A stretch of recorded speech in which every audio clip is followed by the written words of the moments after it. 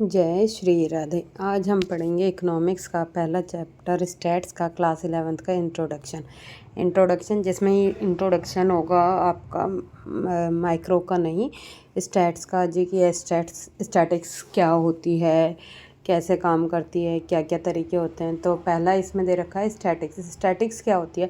Statics symbols होती है numerical information. क्या होती है? न्यूमेरिकल इन्फॉर्मेशन, जिसमें आप कोई भी डाटा कलेक्ट कर रहे हो। तो आप याद रखना, एक तो स्टैटिक्स ना इंडिविजुअल स्टडी नहीं करती, जैसे मेरे नंबर सिर्फ मेरे इको के नंबर, मेरे BS के नंबर।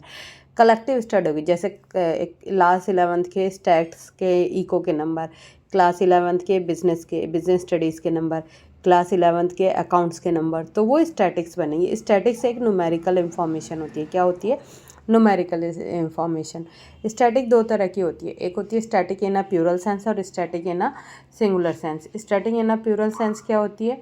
जब आप कोई भी फील्ड में स्टडी कर रहे हो, फैक्ट को जब स्टडी कर रहे हो, जैसे कि देख रहे हो भाई कि BST में किस किस के कितने कितने नंबर आए, तो वो आपका statistics in a plural sense है। क्या है वो? Statistics in a plural sense. वहीं आप जब वो सोर्स कलेक्ट कर रहे हो, वो डेटा को कलेक्ट कर रहे हो, जैसे कि वो डेटा कहाँ से लिया, मेथड ऑफ कलेक्शन की जो बात आती है वो आती है statics in a singular sense. किस में आती है? Statics in a singular sense. जब आप डेटा को क्या कर रहे हो? कलेक्ट कर रहे हो। जब डेटा को कलेक्ट करते हो तो वो क्या कहलाता है? Statics in a singular sense. अब इसमें एक बात आती है कि statics in a mathematical method को कितने स्टेजेस में कैटेगराइज किया है। तो 5 स्टेजेस में कैटेगराइज किया है। Collection of data, organisation of data, presentation of data, ठीक है, और आपका एनालिसिस ऑफ डेटा और इंटरप्रिटेशन ऑफ डेटा। ये आपका था statistics in a singular sense, statistics in a plural sense. Next आपका आता है फंक्शंस ऑफ द स्टैटिक्स।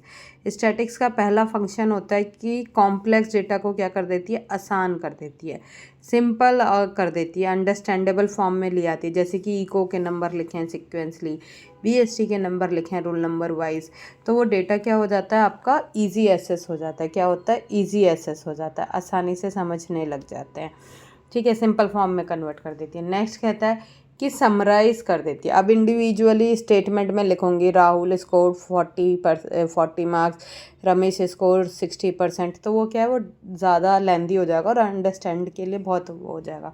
तो ये क्या करता है? समराइज़ कर देता है, डेटा को क्या कर देता है? समराइज़ कर देता है। नेक्स्ट आता है कंपैरिजन करना आसान होता है। हम बता सकते हैं किसके हाईएस्ट आए, किसके कम आए, किसके ज़्यादा आए, किसके बहुत कम रह गए हैं, ठीक है। तो ये स्टैटिक्स की वजह से हम क्या कर सकते हैं? कंपैरिजन भी कर सकते हैं। नेक्स्ट आता है एनालिसिस कर पाते हैं कि मैक्सिमम मार्क्स किसने स्कोर किए हैं, मिनिमम मार्क्स किसने स्कोर किए हैं, तो वो एनालिसिस हो जाता है। फिर इंटरप्रेट कर पाते हैं कि आपकी क्लास में किसके कितने ज़्यादा नंबर आए हैं, कौन किसके कितने नंबर आ रहे हैं, तो वो इंटरप्रिटेशन ऑफ डेटा के अंदर आ जाता है। नेक्स्ट आता है statistical through in books of its tool help in making the projection for future.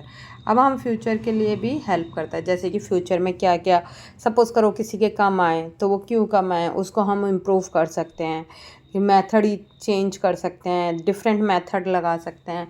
Next कहता है statics is extremely useful in formulating and testing hypothesis.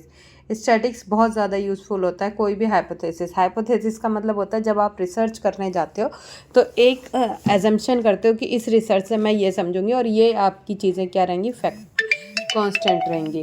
तो वो आपका किस में आता है? स्टैटिक्स में आता है। किस में आता है? स्टैटिक्स में आता है।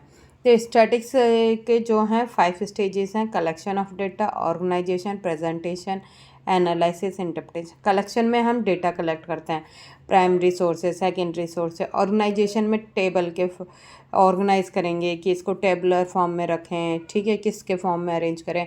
यहाँ पे आप ग्राफ बनाओगे, कौन सा हिस्टोग्राम, बारग्राम, डायग्राम। एनालिसिस में मीन मोड मीडियन निकालोगे, कोशिश करोगे, और कोई रिलेटिव है वेरिएंस निकालना है तो वेरिएंस निकालेंगे। फिर इंटरप्रिटेशन में आप क्या करोगे? उसको इंटरप्रेट कर दोगे, अपनी लैंग्वेज में क्या कर दोगे? उसको इंटरप्रेट कर दोगे, जो भी रिज़ल्ट आपने रिसर्च के दौरान आया होगा।